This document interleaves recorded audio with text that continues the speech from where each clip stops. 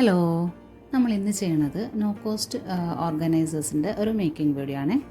അപ്പോൾ അതിനായിട്ട് ഞാനിവിടെ എടുത്തിട്ടുള്ളത് ഒരു കാർഡ്ബോർഡ് ഷീറ്റാണ്. ഇനി ആ ഒരു ഷീറ്റ് ഞാനിവിടെ 17.5 ലെങ്ത്തിലും പിന്നെ 9 ഇഞ്ച് വിഡ്ത്തിലും ആയിട്ടൊന്ന് കട്ട് ചെയ്തെടുക്കുന്നുണ്ട്.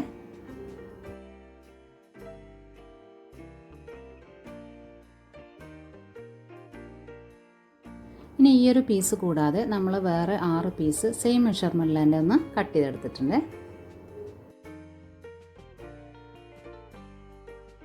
ഇനി ഷീറ്റൊക്കെ ഒന്ന് സ്റ്റേബിളാക്കി എടുക്കാൻ വേണ്ടിയിട്ട് നമ്മൾ 2 പീസ് വെച്ചിട്ട് ഒട്ടിച്ചും കൂടെ എടുക്കുന്നുണ്ട്.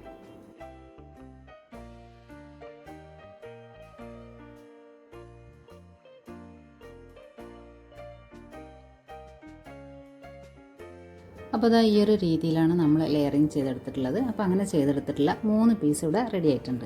ഇനി നമ്മൾ നേരത്തെ ചെയ്തെടുത്തിട്ടുള്ള ആ ഒരു സിംഗിൾ ഷീറ്റും കൂടെ നമുക്കിതിലേക്ക് ആവശ്യമായിട്ടുള്ളതാണ്. ഇനി ഞാനിവിടെ എടുത്തിട്ടുള്ളത് കാർഡ്ബോർഡിൻ്റെ ഈ ഒരു പീസാണ്. ഇത് നല്ല കോർണറൊക്കെ വരുന്ന ഒരു പീസാണിത്. അപ്പോൾ ഇതിൽ നമുക്ക് 4 പീസാണ് ആവശ്യമായിട്ടുള്ളത്. 4 പീസ് നമ്മൾ 23 ഇഞ്ച് ലെങ്ത്തിൽ ഒന്ന് കട്ട് ചെയ്തും കൂടെ എടുക്കുന്നുണ്ട്.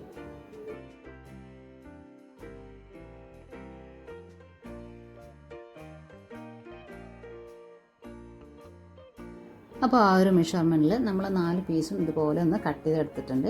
ഇനി നമ്മൾ നേരത്തെ എടുത്ത് വെച്ച കാർഡ്ബോർഡ് ഷീറ്റ് ഒന്ന് കവർ ചെയ്തും കൂടെ എടുക്കുന്നുണ്ട്. അതിനായിട്ട് ഞാനിവിടെ ഒരു ക്ലോത്താണ് യൂസ് ചെയ്യുന്നത്. അപ്പോൾ ഈ ഒരു ക്ലോത്ത് വെച്ചിട്ട് തന്നെ എല്ലാ പീസും കൂടെ ഒന്ന് കവർ ചെയ്തെടുക്കുന്നുണ്ട്.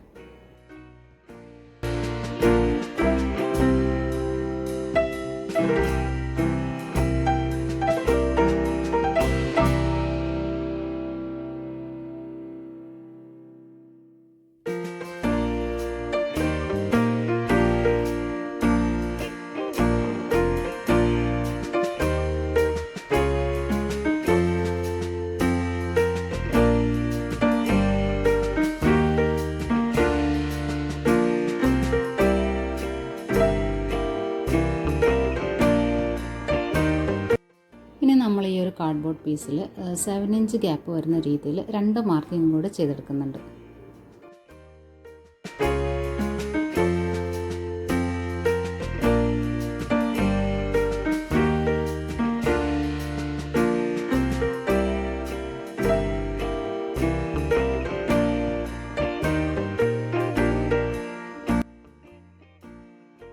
ഇപ്പോൾ നമ്മൾ മാർക്കിംഗ് ഒക്കെ ചെയ്തെടുത്തിട്ടുണ്ട്. ഇനി ഈ ഒരു മാർക്കിങ് എല്ലാ പീസിലും കൂടെ ചെയ്തെടുക്കേണ്ടതാണ്.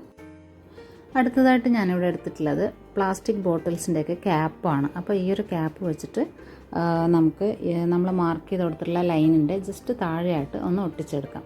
അപ്പോൾ നമ്മൾ ഗ്ലൂ ഗൺ യൂസ് ചെയ്തിട്ടാണ് ഒട്ടിച്ചെടുക്കുന്നത്. ഇനി ഇതിവിടെ ഒട്ടിച്ചെടുക്കാൻ വേണ്ടിയിട്ട് ക്യാപ്പ് തന്നെ വേണമെന്നില്ല, കട്ടിയുള്ള കാർഡ്ബോർഡ് പീസ് ആയാലും മതിയാകും. അപ്പോൾ ഞാനിവിടെ ബോട്ടിലിൻ്റെ ക്യാപ്പൊക്കെ റീയൂസ് ചെയ്യാൻ വേണ്ടിയിട്ടാണ് ഇതെടുത്തിട്ടുള്ളത്.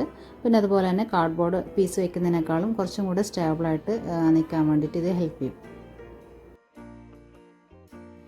അപ്പോൾ ഈ ഒരു രീതിയിൽ നമ്മൾ എല്ലാ ക്യാപ്പും കൂടെ ഒന്ന് ഒട്ടിച്ചെടുക്കുന്നുണ്ട്.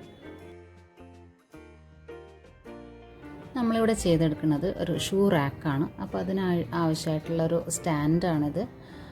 നമ്മൾ നേരത്തെ ചെയ്തെടുത്തിട്ടുള്ള ആ ഒരു കാർഡ്ബോർഡ് ഷീറ്റൊക്കെ വെച്ചിട്ട് ഇതിൻ്റെ മുകളിൽ നമ്മൾ റാക്കായിട്ടാണ് ചെയ്തെടുക്കുന്നത്. അപ്പോൾ അതും കൂടെ ഇതിൻ്റെ മുകളിലായിട്ടൊന്ന് ഒട്ടിച്ചെടുക്കാം. അപ്പോൾ നമ്മൾ വെച്ചിട്ടുള്ള ഈ ഒരു ക്യാപ്പിൻ്റെ മുകളിലും ഗ്ലൂ ഗണ്ണ് യൂസ് ചെയ്തിട്ട് ഇതും കൂടെ ഒന്ന് ഒട്ടിച്ചെടുക്കുന്നുണ്ട്. അപ്പോൾ അതിൻ്റെ ഒരു സെക്കൻഡ് സപ്പോർട്ടിന് വേണ്ടിയിട്ടാണ് നമ്മൾ ഈ ഒരു ക്യാപ്പൊക്കെ വെച്ച് കൊടുത്തിട്ടുള്ളത്. അപ്പോൾ ഇതുപോലെ ഒന്ന് ഒട്ടിച്ചെടുക്കുന്നുണ്ട്. അപ്പോൾ 4 സൈഡും നമ്മൾ ഓരോ ലെയറും വെച്ചിട്ട് ഒട്ടിച്ചെടുത്തിട്ടുണ്ട്. ഇനി അതൊന്നും കൂടെ ഫിനിഷ് ചെയ്തെടുക്കാം. ഇതിൻ്റെ ബേസിൽ കൊടുത്തിട്ടുള്ള ഷീറ്റ് സിംഗിൾ പീസാണ്. അപ്പോൾ ആ ഒരു പീസിൽ നമ്മൾ ലെയറിങ് ചെയ്തെടുത്തിട്ടില്ല. ഫ്ലോർ സപ്പോർട്ടും കൂടെ വരുന്നതുകൊണ്ട് ആ ഒരു സ്റ്റെബിലിറ്റി അത് മെയിൻറ്റെയിൻ ചെയ്തോളും. അപ്പോൾ ബാക്കി 3 പീസിനാണ് നമ്മൾ ലെയറിങ് ചെയ്തെടുത്തിട്ടുള്ളത്. അപ്പോൾ ഇത് നമ്മളിവിടെ ഈ ഒരു കോർണറിൽ സെറ്റ് ചെയ്തെടുത്തിട്ടുണ്ട്.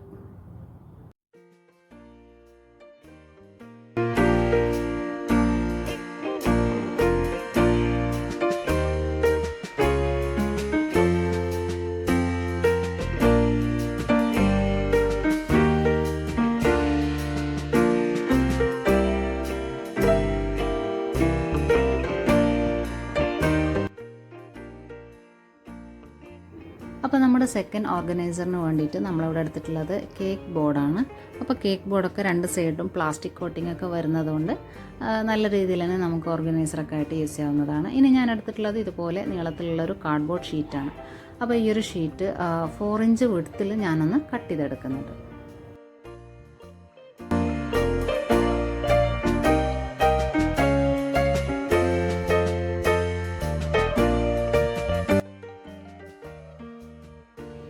ഇനി നമ്മളെടുത്തിട്ടുള്ള ഈ ഒരു പീസ് ഫുള്ളായിട്ടൊന്ന് ഇതുപോലെ ബെൻഡ് ചെയ്തെടുക്കുന്നുണ്ട്.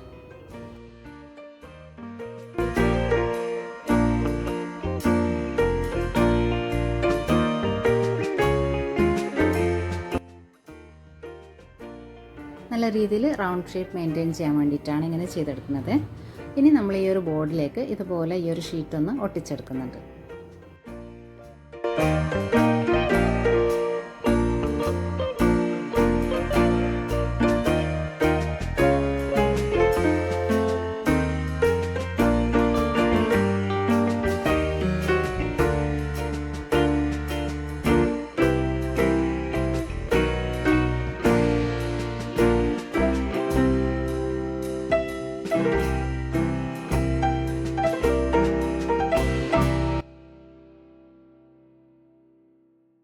അപ്പോൾ കാർഡ്ബോർഡ് ഷീറ്റൊക്കെ ഒട്ടിച്ച് കഴിഞ്ഞപ്പോൾ ഈ ഒരു ഫോമിലാണ് കിട്ടിയിട്ടുള്ളത്. ഇനി നമ്മളിവിടെ എടുത്തിട്ടുള്ളത് കുറച്ച് ഐസ്ക്രീം സ്റ്റിക്സ് ആണ്.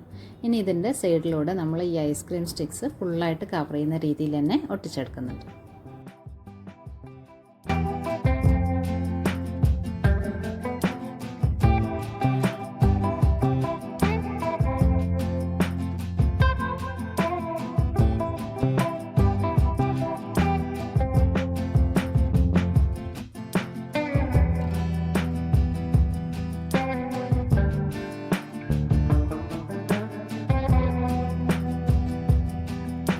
അപ്പോൾ ഇത് ഫുള്ളായിട്ട് ഒട്ടിച്ചെടുത്തപ്പോൾ നല്ല നീറ്റിൽ തന്നെ കിട്ടിയിട്ടുണ്ട്. അപ്പോൾ ഇതുപോലെയുള്ള സാധനങ്ങളൊക്കെ ഓർഗനൈസ് ചെയ്ത് വെക്കാൻ വേണ്ടിയിട്ട് നല്ലൊരു ഐറ്റമാണിത്.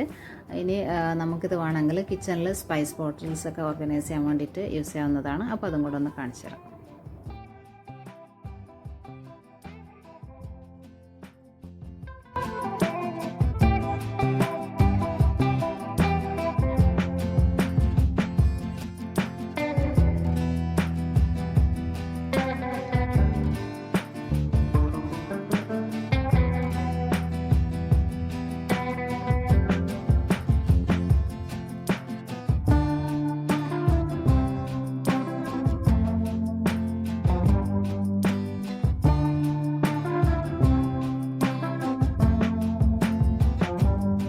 ഇനി ഈ ഒരു ഐറ്റം ഞാനിവിടെ യൂസ് ചെയ്തിട്ടുള്ളത് സ്റ്റഡി ടേബിൾ ഓർഗനൈസർ ആയിട്ടാണ്.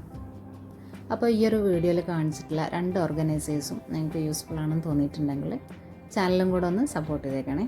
താങ്ക്